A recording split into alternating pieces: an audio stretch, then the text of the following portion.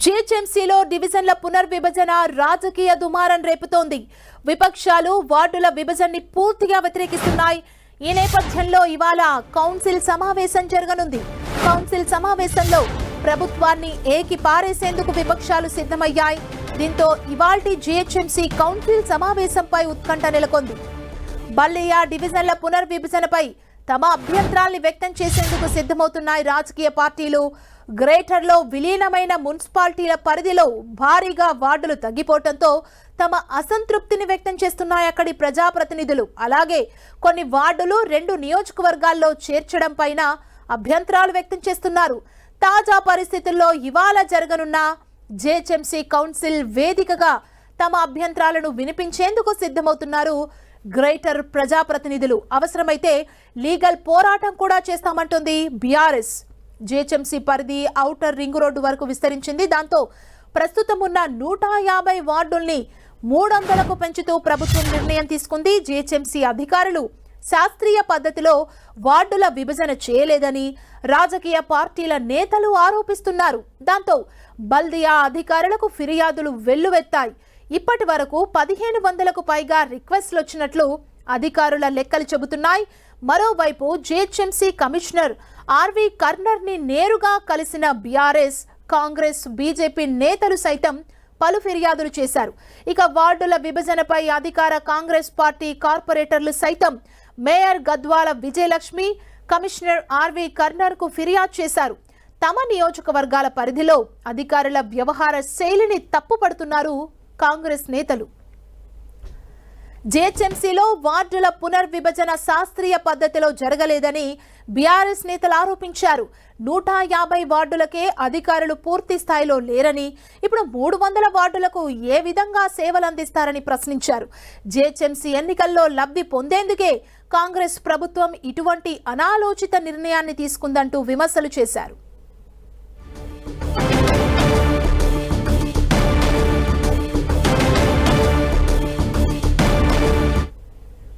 ఇదే అంశానికి సంబంధించి మరింత సమాచారాన్ని మా ప్రతినిధి రాముడు మనకు అందిస్తారు. రాముడు, హైదరాబాద్ నగరంలో జీహెచ్ఎంసీ విస్తరణ ఔటర్ రింగ్ రోడ్డు వరకు జరిగింది. ఔటర్ రింగ్ రోడ్డు వరకు ఉన్నటువంటి జీహెచ్ఎంసీ విస్తరణలో భాగంగా వార్డులను విభజన చేశారు. జీహెచ్ఎంసీ పరిధిలో 150 వార్డులు ఉండగా ఇప్పుడు వాటి సంఖ్యను 300 వరకు పెంచారు. దాంతో ఈ అభ్యంతరాలు పెద్ద ఎత్తున వ్యక్తమవుతున్నటువంటి పరిస్థితి. దాదాపు 3102 అభ్యంతరాలు నిన్న సాయంత్రం 5 గంటల వరకు జీహెచ్ఎంసీ అధికారులకు అందాయి. అయితే ఈ రోజు ప్రజాప్రతినిధుల నుంచి అభ్యంతరాలను కానీ సజెషన్స్ కానీ తీసుకొని ఉన్నారు. ప్రధానంగా కౌన్సిల్లో ఉండేటువంటి కార్పొరేటర్లు, అదేవిధంగా ఎక్స్ అఫిషియో సభ్యులందరూ కూడా ఈ సమావేశానికి హాజరయ్యేటువంటి అవకాశం ఉంది. ప్రధానంగా ఎంఐఎం కానీ, బీజేపీ, అదేవిధంగా కాంగ్రెస్, బీఆర్ఎస్ అన్ని పార్టీలకు సంబంధించినటువంటి నేతలు అభ్యంతరాలు చెబుతుండడంతో ఈ రోజు విస్తృతంగా చర్చ జరిగేటువంటి అవకాశం ఉంది. అంతేకాకుండా ఈ అంశం రాజకీయ రంగు కూడా పులుముకునేటువంటి అవకాశం ఉంది. ఇటు బీఆర్ఎస్ కానీ, బీజేపీ కానీ కొన్ని పార్టీలకు లేదా కొంతమంది వ్యక్తులకు అనుకూలంగా ఉండే విధంగా వార్డుల విభజన చేశారని ఆరోపణలు చేస్తున్న నేపథ్యంలో రాజకీయ రంగు పులుపుకునే అవకాశం ఉంది.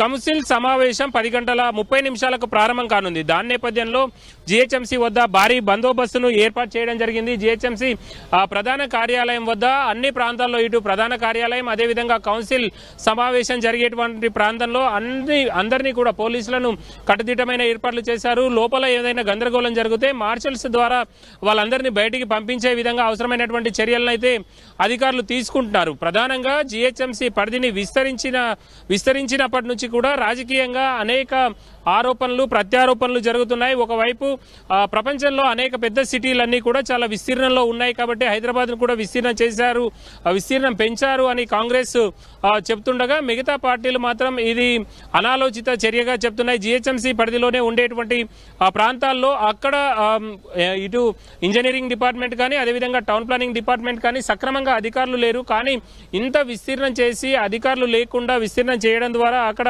పాలన ఇబ్బందికర పరిస్థితులు ఉంటాయనేది మరొక వైపు ఇటు ప్రతిపక్షాలు చెప్తున్నాయి. అయితే ప్రధానంగా ఈ వార్డుల విభజనకు సంబంధించి వీటి విస్తీర్ణం అంతా కూడా, అంటే వీటన్నింటినీ విభజన అంతా కూడా రాజకీయ లబ్ధి కోసం చేశారనేది ప్రధానంగా బీఆర్ఎస్ కానీ, అదేవిధంగా బీజేపీ కానీ ఆరోపిస్తుండగా కాంగ్రెస్ కూడా కొన్ని ప్రాంతాల్లో సరైనటువంటి పద్ధతుల్లో విభజన చేయలేదు కాబట్టి తాము కూడా అభ్యంతరాన్ని తెలుపుతామనేది ప్రధానంగా కాంగ్రెస్ సంబంధించినటువంటి కార్పొరేటర్లు కానీ ఎమ్మెల్యేలు కానీ నిన్న వచ్చి మేయర్ గద్వాల్ విజయలక్ష్మిని అదేవిధంగా కర్ణన్ ఇద్దరిని కూడా కలిసి తమ అభ్యంతరాలు తెలియజేశారు. అదేవిధంగా ఈ రోజు కూడా కౌన్సిల్లో తమ అభ్యంతరాలను లేవనెత్తేటువంటి అవకాశం ఉంది. వాడివేడిగా చర్చ జరిగేటువంటి అవకాశం అయితే కనబడుతుంది. 10:30 సభ ప్రారంభమైన తర్వాత మొదట ఈ అంశంపైన చర్చించేటువంటి అవకాశం ఉంది. వివిధ ప్రాంతాల నుంచి వచ్చినటువంటి కార్పొరేటర్లు కానీ అదేవిధంగా ఎక్స్ అఫీషియో సభ్యులుగా ఉండేటువంటి ఎంపీలు అదేవిధంగా ఎమ్మెల్సీలు ఎమ్మెల్యేలు అందరూ కూడా ఈ సభలో పాల్గొనేందుకోసం ఈ సభలో మాట్లాడేందుకోసం అవకాశం ఉంటుంది.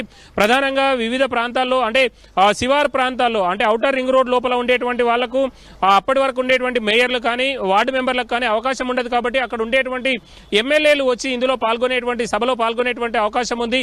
ఆ కార్పొరేషన్ల ప్రజా ప్రతినిధుల తరపున వాళ్ళు తమ అభిప్రాయాలను తమ అభ్యంతరాలను తెలిపేటువంటి అవకాశం ఉంటుంది. అదేవిధంగా కొంత వాడివేడిగా కూడా చర్చ జరగవచ్చు. కొన్ని ప్రాంతాల్లో ఎక్కువ వార్డులను విభజించారు.